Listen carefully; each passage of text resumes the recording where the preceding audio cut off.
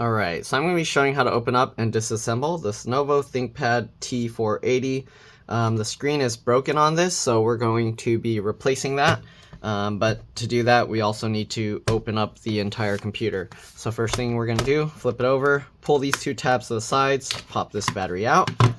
Alright, next thing we're going to do, we're going to be using a JIS1 or J1 screwdriver to remove all the screws from the bottom. Alright, so just undo these screws.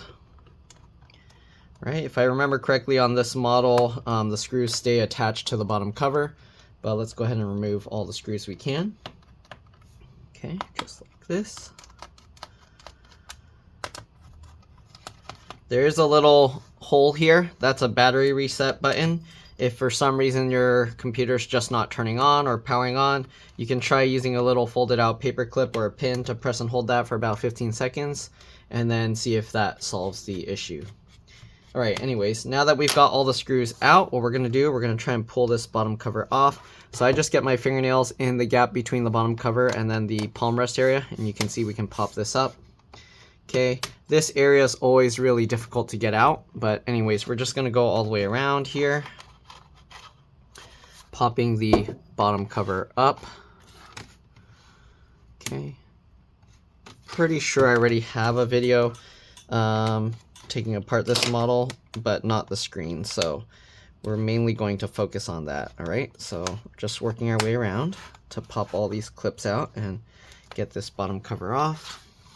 And this last portion here actually is being difficult. Okay, that's out. And continue working our way. I think we might have to pop this side out to get that, if I remember correctly. And to do that, it helps to use a good flathead screwdriver. Okay, so I'm going to use this flathead screwdriver, which is a size 4.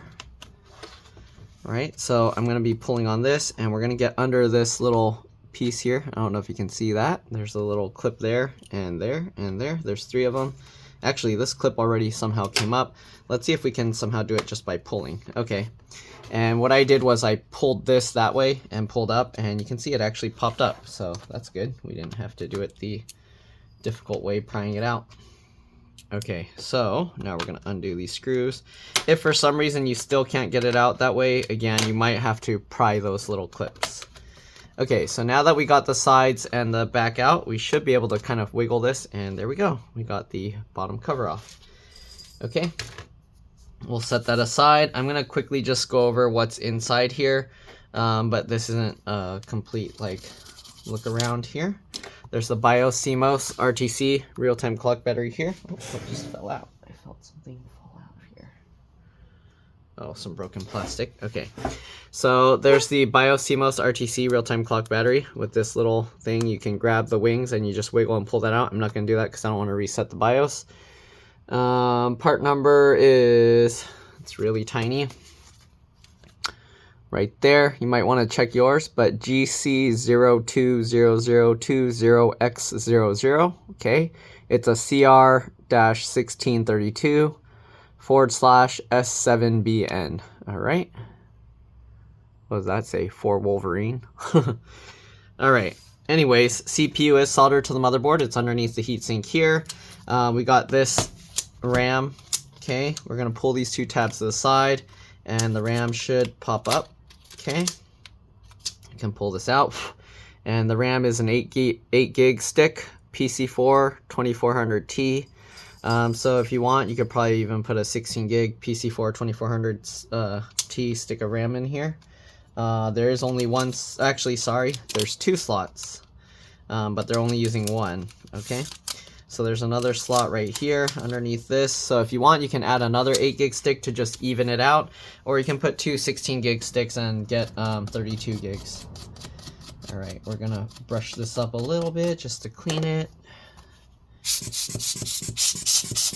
Might as well, since we have it open. Okay, what else we got? You got the wireless card here. Okay, very standard model. This is an Intel model 8265NGW.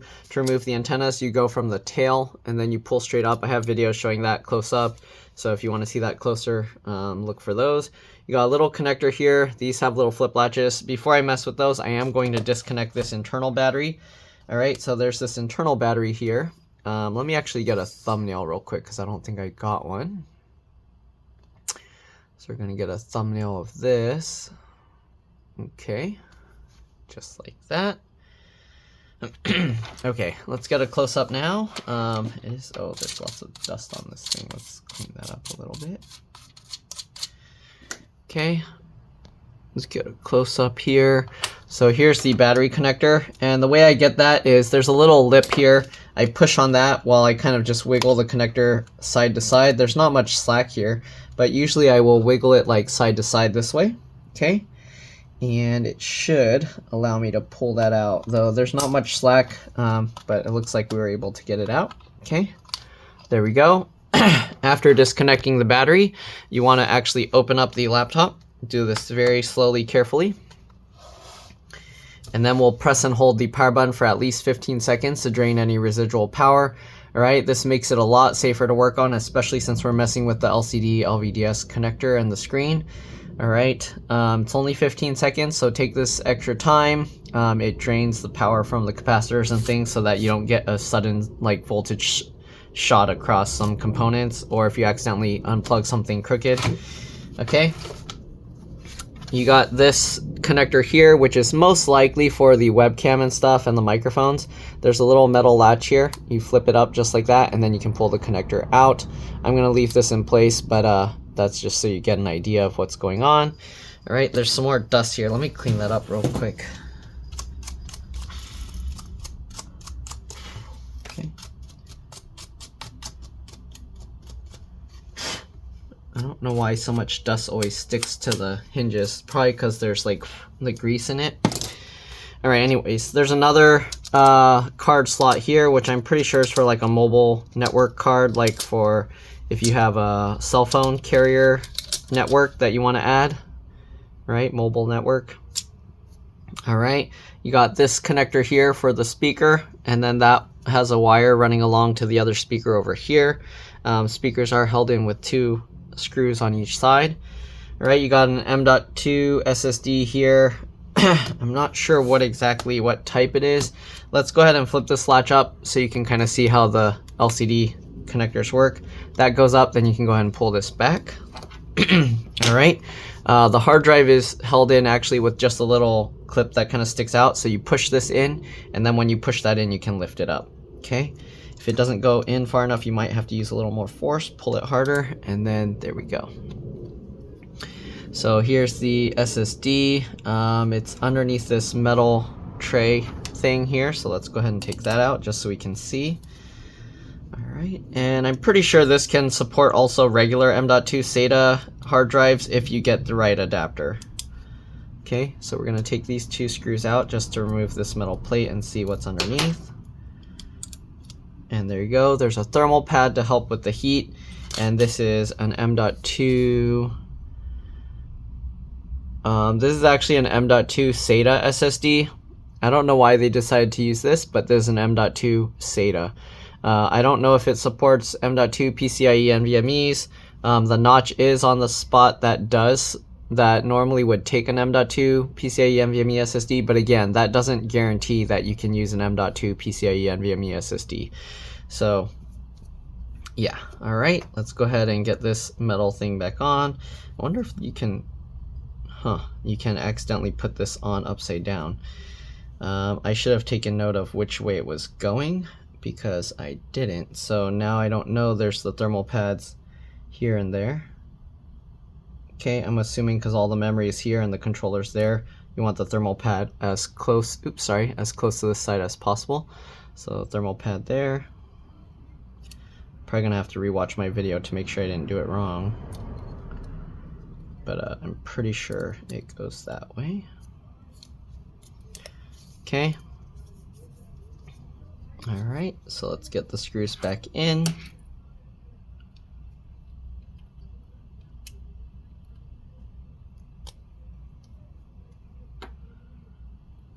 And then this one. Tighten that down.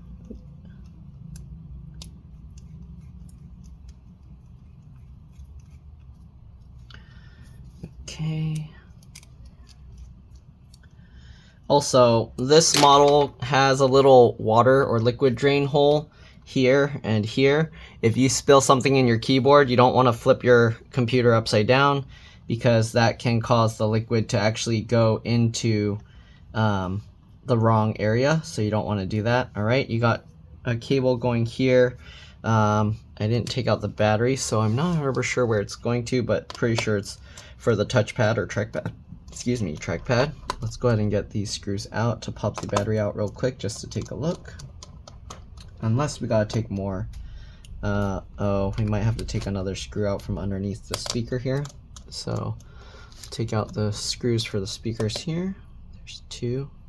Uh-oh, I think I have a customer here. Alright, so we got those two screws out. We can lift this speaker out, and then there's one more screw over here. Is that for the... Oh, that's not for the battery. Okay, so the battery just lifts up this way. And yes, there's the touchpad trackpad connector. Battery model, let's see, there's a couple. It's here, SB10K97577. There's also an FRU part number, which is 01AV489. I didn't look at the other battery for you guys, but this battery, the one that's easily removed, ThinkPad, oh, they covered it here. Why'd they cover that? Okay, there's this model number here, SB10K97584, and then the FRU part number is 01AV427. You can actually check your own to see if you make sure you get the right model. I think this is a thicker battery. They probably put an aftermarket one. All right, so we're gonna put this back, and we actually didn't have to remove the speaker to do that. So let me go ahead, oops, I knocked the rubber piece off of it. So make sure this rubber piece stays in there. All right. And we'll just get that back in. Yeah, we didn't need to take the speaker out, sorry. So we'll get these screws back in to hold the speaker back down. All right, let's go ahead and get the battery back in. This has a little tab here, so make sure you put that tab in first and then lower it down. Also, this plastic tab is getting in the way, so get that back on top. There we go. Okay, did I line this up? And then we'll get these screws back in. And yeah, this cable is for the touchpad trackpad. Okay, there are two other ports here for cables. I'm not sure what those are for. It doesn't say. NFC1. Okay, so that's a NFC reader. And then JSC1. I'm not sure what that is. Is that for like a SD card? I don't know. No, there's an SD card slot here. So I don't know what that SC1 is for. All right, you got the LCD LVDS connector here. This one also has a flip latch that you can pull back. All these USB-C ports are soldered to the motherboard and are extremely difficult to replace, so hopefully you don't break those. And yeah, I think that's about all there is in here. Obviously there's the fan here and the fan connector. But yeah, let's go ahead now that we have both batteries disconnected. Oh, also there's this one little cable here that doesn't say what it's for. JFPR1, oh, fingerprint reader. And then there's another little cable up here, JPWR1. So this is probably for the power button, fingerprint reader. And there's also a little sensor here that knows that you open the bottom cover, so keep that in mind. All right, now we're going to go ahead and replace the screen. So to do that, we're gonna open up the thing like this. You wanna go from the inside and you wanna carefully pull up from the middle. Okay, and it actually, the whole rim out here comes up at the same time, okay? So we're gonna just carefully, slowly peel this up, okay? And then, if you can, pull the whole thing that way, and you can get underneath and you can pull the thing up away from the clips, as you can see. All right, we're gonna basically do this all the way around the entire screen. So you gotta go around the outside edges as well, peel that up, okay? I've done this once before, so the adhesive is kind of peeling off a little bit easier. So yeah, just take it slow. It should eventually peel up. Okay, just like this. All right, we're gonna rotate this and go over here. And same thing, peel up the outer edges here. Okay. All right, so once you got the outer and the top out, we're gonna rotate this. And we're gonna do the bottom or front, whatever you wanna call this. And you wanna make sure that the screen plastic layer stays attached to the screen. You see that black plastic layer that I'm pushing back? Because otherwise you won't be able to pull the bezel away. So once you peel this back, push that black plastic back to the screen, okay? If your screen's broken, you don't need to worry about this, but if your screen is working, then you want to try and preserve it as much as possible. Then I would use a smaller thin tool like this to stay in the middle and kind of push this against the screen as I peel this, just like this, okay? And you basically work your way all the way down here, just like that, okay? And as you peel that, there are clips down here as well that you do have to kind of pull forward to unclip away. You can hear it pop, okay? So I'm pulling it up and back, okay? Just like that, and there we go. So here is the bezel. We're gonna now set that aside. There are 4 screws holding the screen into place. We're gonna remove those 4 screws. So let's go ahead and put it this way so you can kind of see. Okay, so let's go ahead and remove those 4 screws. Again, we're just using the JIS 1 screwdriver for all of this. All right. This one. And last one here. Okay, now that you got the 4 screws out, we're gonna rotate this back over. Be careful not to touch the camera lens. And then we're gonna pull this forward and let it drop down. There's this metal latch here, same like the other. Let me zoom in. Okay, we're gonna flip that latch up. Oh, there's this adhesive in the way, so peel this off first. Okay. Peel that up.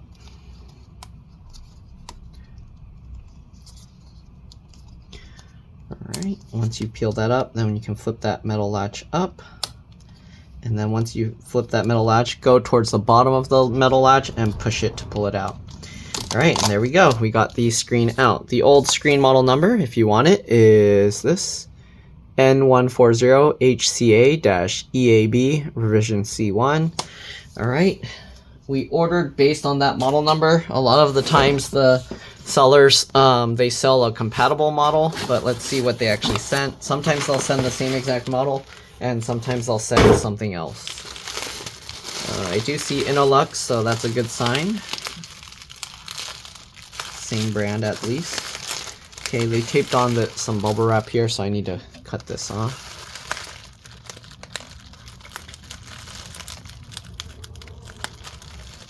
Okay, there we go. Unwrap the bubble wrap here, and here's the screen. And the screen model here, N140HCA-EBC revision C3. Was that the same? 140HCA. So this is HCA, and this is HCA, EBC, and EBA. So this one is EAB, and this one is EBC. Hopefully everything works okay the same. Also, you want to make sure they put a protective coating. Is it also, this one is glossy. We'll see. Hopefully the customer will be okay with that. Let me message them real quick and see, and I'll be back. All right, let's finish installing this. Let's see if the screen comes on okay, because that was the main concern. Their old screen was just staying completely black. All right, let's zoom in here a bit. And then if they decide on the matte screen, we'll figure that out after. Okay, so we got that. We're gonna line this up. And then make sure both sides go underneath. And then using the lower part of the latch, pull that in all the way. Good. Latch that metal thing down. Okay. And then pull the adhesive forward or up. Stick that in place. Okay. Now we can go ahead and get the screen into place. make sure the wire goes, oops, sorry. Make sure the wire goes into the proper routing into this area down here like that. I'm gonna flip this over. Okay. And now let's go ahead and get the 4 screws back in. Make sure it lines up.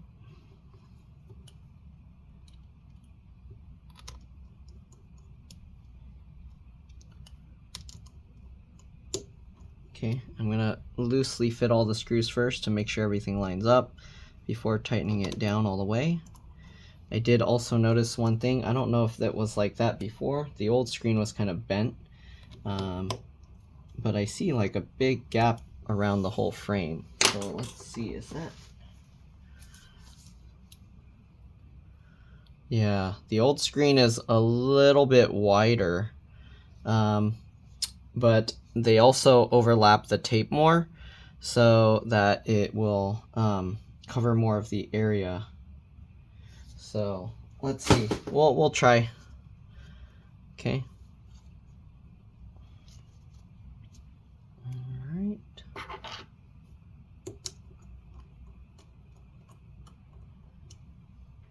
Has these metal tabs to help center it.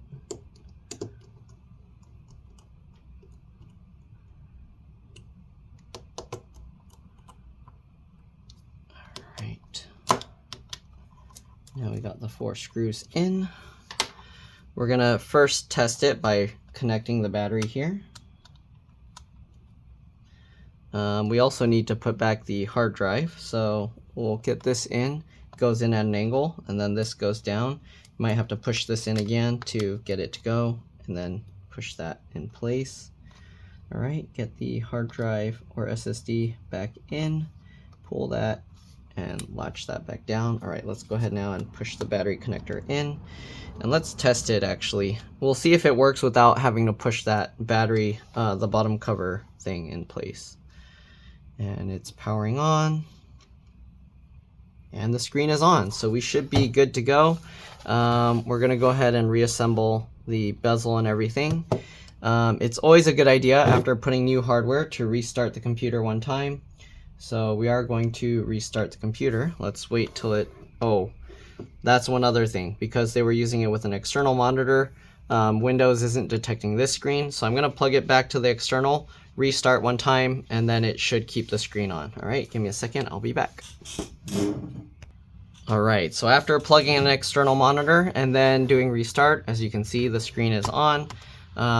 You do want to, again, make sure to do a restart. So let me see, is it waking up? Oop, is it logging in already? Why is it hibernating?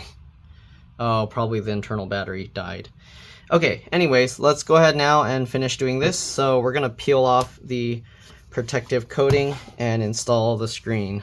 The customer said the glossy one is okay. So we're gonna peel this off just like this. Okay.